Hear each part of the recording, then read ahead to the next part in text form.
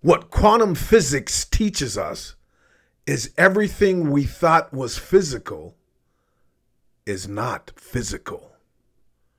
Bruce Lipton. As you think, so you are. Proverbs 23. The mind can be your friend or your enemy. Make it your friend and you can climb the highest of mountains. Ancient African proverb. Maximize the power of beliefs that strengthen you and neutralize those that weaken you. And everything is possible. Socrates. Hey, human family, how are you? It's Darren. Welcome to another episode of Fully Alive Again. You guys, today I have a really good show for you. We're going to take a deep look at the only thing, and I really mean this, the only thing that can prevent us from becoming fully alive again and enjoying the rest of our lives as much as humanly possible. So let's do what we do and dive deep. The human mind has no limitations. It can take the pain of abuse and turn it into power. It's time to move on, baby. Gotta be a warrior in a world full of evil. Welcome to Fully Alive Again. Let's go. The biologist and genetic researcher, a brilliant scientist by the name of Bruce Lipton, found that our attitudes, our beliefs, our perspectives can actually change the development and healing of our cells. He proved unequivocally that thoughts are things, that they affect the physiology and the overall makeup of who we are. He brought forth the wisdom of the Bible. He made it tangible through modern science and research. This is extraordinary.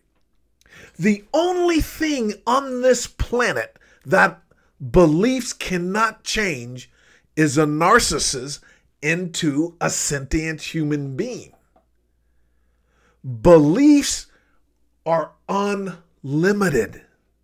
They are the most powerful force that we have as a species. We human beings have a great capacity in habits and culture that creates a stick-to-itiveness to false beliefs. Everywhere you turn, there are people with great passion and sincerity and tenacity that are sticking to erroneous beliefs, beliefs about themselves, beliefs about the human species, beliefs about their culture, beliefs about their society, their religion, that are false. You can be sincerely wrong. You can be passionately wrong. You can be an educated fool. You see it all over the world today. The most limiting thing that we have is our beliefs and the false beliefs inside of our head. And we have to take a deep look at them, a deeper look. This is one of the greatest gifts that narcissistic abuse has given you, is the ability to examine everything. Anything touched by human beings has a chance of being tainted, contaminated by a narcissist. I don't care what it is, if it's written word, if it's science, if it's academia, if it's biology, whatever it is, there's a human reviewing this and coming to their own conclusions from their own motivations. Now, this doesn't mean that everything is false and that you run around not trusting anything. But you examine. And most of all, you examine how you operate internally. Let's take a look at what's going on inside of our heads and why this makes us at times a can't get right. Why this is messing with our ability to enjoy our lives and create more ebullient energy throughout all of our endeavors. It all starts with our beliefs. You see, understanding and adhering to the power of belief is the most important choice, decision, and understanding you can ever make in your life. Beliefs are the things that we've been programmed with, the things that we've been taught about ourselves in the world. It is the filter that we see the world through. Everything that we believe, everything that we like has been programmed into us. Every habit we have, believe it or not, you didn't even choose your own name, the vast majority of us. We didn't choose our culture. We didn't choose the race that the government has labeled us. We didn't choose everything that we believe and hold on to so dearly. The only thing that prevents us from becoming fully alive again is our beliefs and programming. For instance, what are your beliefs about the current age that you're in? Are you too old to live and build a life again? Are you too old to be happy and to walk the journey of serendipity and to be adventurous and to live your life to the fullest? That's having a profound effect on you. Think of it this way. I want you to think of somebody that's 10 years older than you. What would they say if they could go back to your age? What they would be doing and how grateful they'd be to be your age. Now think of somebody that's 20 years older than you and how grateful they would be to be your age again. Somebody that's 30 years older than you and how grateful they would be to be your age again. The beliefs that you have about the limitations of your age, and I'm not talking unicorn fairy tale beliefs. I know there are physical limits as we get older. You can't out physically beat a physically fit person at your same age. That's just as physically fit as you are that are younger. I understand the limitations, but to sit here and say that you are not maximizing your physical body, your physical abilities for your age would be disingenuous. There is a belief there about the age that you are that is causing limitations or opening corridors for new adventures that is inside of your head currently. That has been programmed by your culture, by your society, by the people around you. Well, you know, I'm 50.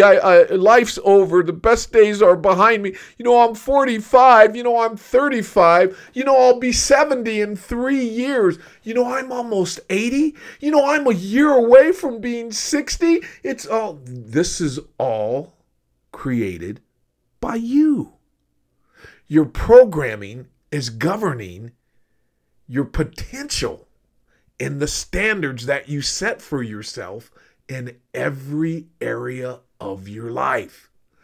Every single one of us, no matter what age. There's been people in their late 90s who have built million-dollar companies, who have created a great life for themselves, even remarried, and went out for the next 10 years of their life enjoying life. The limitations that you are setting are affecting your potential. And those limitations are coming from our beliefs and programming that you did not choose, whether you want to believe that or not. Am I talking to your mom and dad right now? Am I talking to your religion right now? Am I talking to your political affiliation right now? Who's listening to the information I'm putting in your head? Is it you? Nobody wants to be halfway alive. Everyone wants to be fully alive. The only thing that can prevent us from doing that is our beliefs and programming. And that potential goes significantly down. And when our potential goes down, our standards go down. We no longer have a standard for our physical bodies or for our enjoyment of life and for our expectation and the adventures that we set. We no longer have a standard. We're just surviving and existing.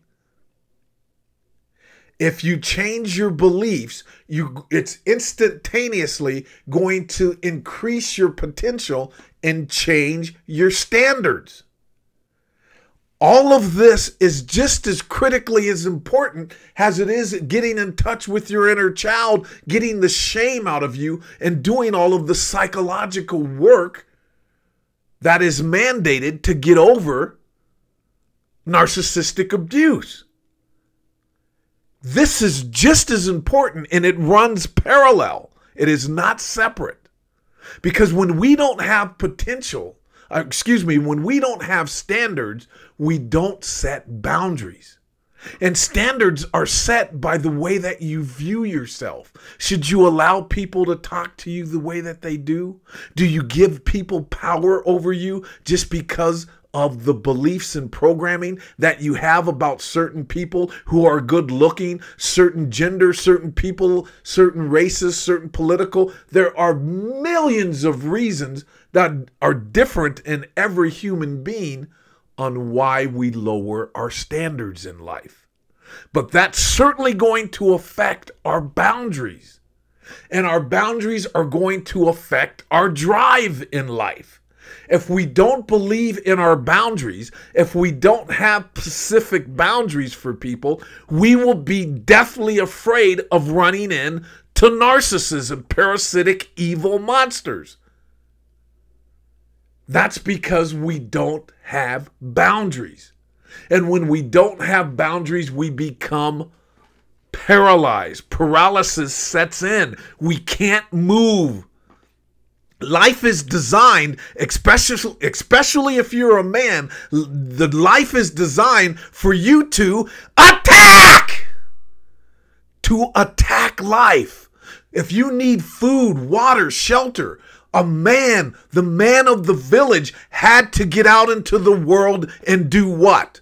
Attack! If there was a crocodile down at the water hole, where the only place where you could get water to survive for your family, for your village, what did you have to do to that crocodile? Attack! These energies are necessary in us as men and women too. The mama bear's not going to let somebody come up and grab one of her cubs without doing what? Attack!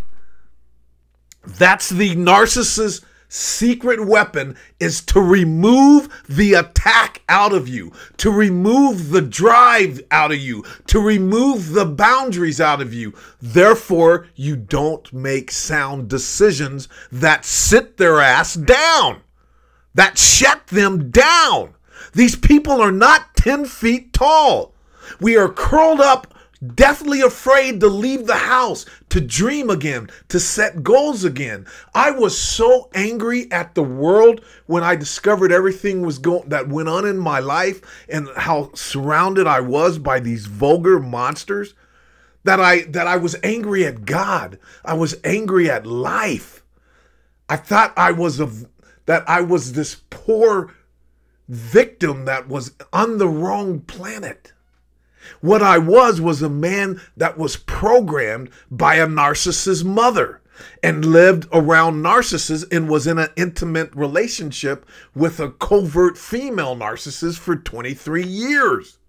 These things caused me to make bad decisions. I am responsible for each and every one of those decisions. Don't get me wrong. But I was certainly programmed and had a set of beliefs that were not conducive with unleashing my potential. I'm amazed at how far I got over my life and how long it took for this person to drag me into the gutter.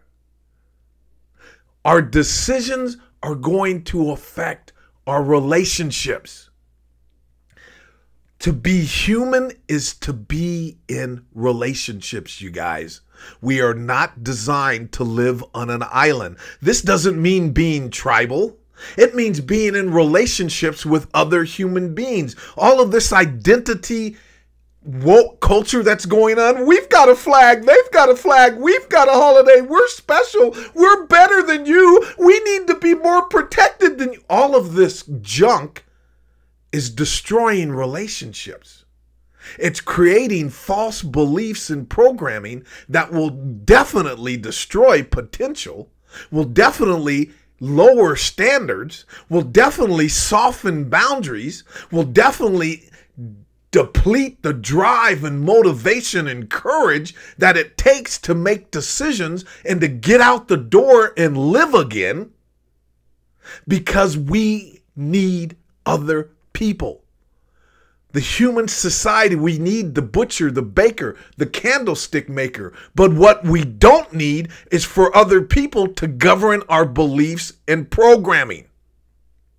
Because when they do, we get terrible results. That's what shook us up the most, is that all that we put into the relationships, how caring, how loving we were, all the good things that we did for others, always caring about the people in our family, the people that we were in a relationship with, gave us the worst results that you can imagine. So our beliefs have shifted, and we don't trust the universe and God anymore. We don't trust ourselves. We don't trust the reality of the universe that we live in. And I'm saying we just didn't understand the universe that we live in. All the things that you were capable of before you discovered the world of narcissism, all of that potential, regardless of your age, still exists inside you. The only thing that is preventing that from being untapped is your beliefs. Relationships, relationships, relationships. It breaks my heart to hear so many young men and women talking about how they don't need each other. People honestly believe that their beliefs and programming trump the reality of universal laws and principles. Now, I know this is kind of a paradox here, because I started off talking about Bruce Lipton's discovery about the power of beliefs in biology. That is an internal reality, that you heal better with better beliefs. You operate better with better beliefs. You build better relationships, and this transfers over into the biology of our cells and the way that our cells are generating, growing, and healing. But what we can't change are the universal laws and principles. All that we do when we try to break them is break ourselves upon them. In a relationship between a male and a female, in a family unit, and people living together and being in relationships with other human beings, be it friend, be it gay, straight, whatever, is paramount. And instead of taking the easy road and saying, well, the world's just messed up and I'm going to create a new reality, take the road less traveled and examine what's going on in your head. So what are your beliefs? Do you believe you're too old to do certain things? Do you believe the damage of the past and the horrific things that happened to you should govern your future? Do you believe you can detach from them? Do you believe that you can set yourself up and condition your mind to get back in the world and attack? And when I mean attack, it doesn't mean violence on another person. It means taking yourself and cultivating yourself to be courageous, to be strong, to be confident, to allow yourself to be happy, to allow yourself to be free from the past. If that's going to happen, you have to attack the toxic noise going on in your head from your beliefs. And someone like myself, and I consider myself to be one of the best in the world at doing this, can help you over the hump and get you into an attack mode where you do the things necessary to heal and you take the risk and get back out into the world. All right, you guys, I got nothing but love for you. I deeply appreciate you guys stopping by today. And what say you? How much power do you think beliefs have over your life? And do you honestly believe that your beliefs are where they need to be? How have you seen beliefs affect your lives or others? And until next time, be good to each other. We can accomplish our own healing, and achieve our goals and be ambitious without crushing each other. This isn't the type of energy I'm talking about. I'm talking about protecting your sovereignty of your body, your mind, and spirit. I'm talking about becoming fully alive again, believing in God, in the universe again, believing in good things and good people, and getting out in the world and making the contributions and building the relationships that are meaningful for you. That's all that I'm talking about. And I'll catch you guys on the next video. Until then, peace. Be well.